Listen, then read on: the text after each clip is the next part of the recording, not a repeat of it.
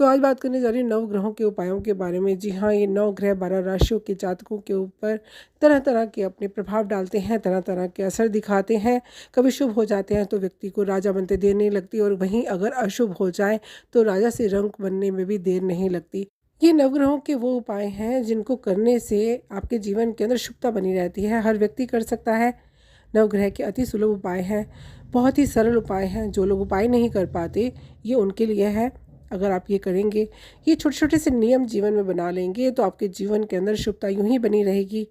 अपने आत्मविश्वास को कभी कमज़ोर नहीं होने देना और मजबूती के साथ जीवन में आगे बढ़ना है। और साथ-साथ में ये छोटे-छोटे से नियम आपको अपने जीवन में करने से बहुत ज़्यादा आपको शक्तियाँ प्राप्त होती हैं और ताकत प्राप्त होती है, और आपके जीवन के अंदर शुभता बढ़ती है। मैं ओमान शस्त्रलोली से चारों ओर से आप सभी का बहुत-बहुत स्वागत करती हूँ। होप करती हूँ अच्छे से होंगे। तो बात करने जा रही हूँ नवग्रह के अति सुलभ उपायों के बारे में। सबसे पहले बात कर लेते हैं सूर्य को अर्घ्य देने से बेहतर क्या है। जी हाँ, सूर्य को अर्घ्य अगर आप नहीं दे पाते तो उगते सूरज को जी भर के निहार लीजिए। आपके अंदर वो शक्तियाँ आनी शुरू हो जाएंगी, आपका विश्वास तेज़ी से बढ़ना शुरू हो जाएगा। आप हर परिस्थिति से लड़ने के लिए तैयार हो जाएंगे। मोती पहनना है, मोती पहनने की सलाह आपको दी जाती है, लेकिन आप मोती पहन नहीं सकते तो चंद्रमा की रोशनी में अवश्य बैठे, खासकर पूर्णिमा के चंद्रमा को आप ध्यान से निहारिए। उसकी जो रोशनी है उसमें अवश्य बैठें। ऐसा करने से आपका मन मजबूत होगा। मंगल को दुरुस्त करना है। मंगल खराब है तो किसी व्यक्ति को अगर खून की ज़रूरत है तो दौड़कर जाइए और अपना ब्लड जो है, खून जो है, उसका दान करके आइए। आपका मंगल बहुत अच्छा होना शुरू हो जाता है।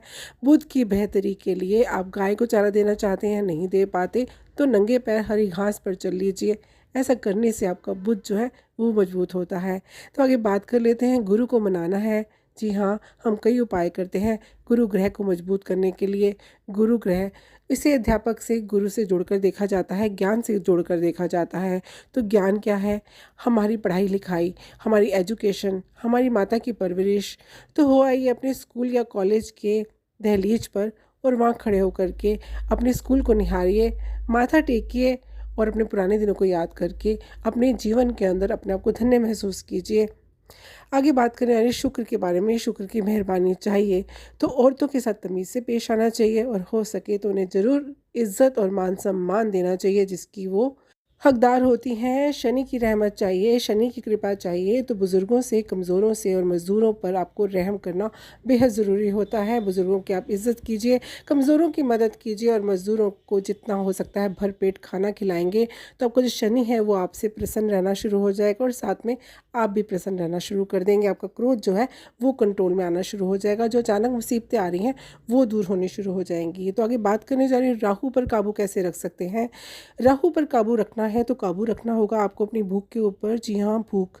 राहु का क्या है, सिर है, उसका पेट नहीं है, इसीलिए उसका कभी पेट नहीं भरता। तो कई बार जातक को अक्सर बहुत भूख लगती है, अनकंट्रोल तरीके से व्यक्ति खाना खाता है। राहु का इफेक्ट इसे गिना जाता है, राहु का प्रभाव होता है व्यक्ति के ऊपर। तो आपको अपने खाने की जो आदत है उसको कंट्रोल करना बहुत ज़रूरी होता है। इसको कंट्रोल करने से क्या होता है, आपके जीवन के अंदर जो राहु के अनर्गल आपके ऊपर प्रभाव पड़ रहे हैं वो नहीं पड़ते, और आप दुरुस्त, आप सेहतमंद रहना शुरू हो जाते हैं।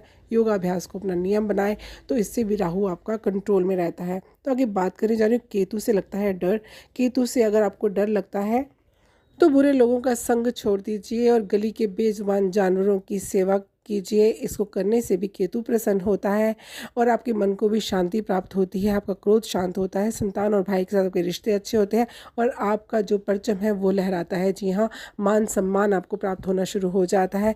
अच्छी संगत का ध्यान रखिए, अपने आप चरित्र के ऊपर ध्यान रखेंगे तो केतु खुद ब खुद शुभता की तरफ बढ़ता चला जाएगा। ये थे 9 ग्रह के कुछ सरल से उपनियम, और इन नियमों को आप करते हैं तो आपके जो नवग्रह हैं वो शुभ होने शुरू हो जाते हैं।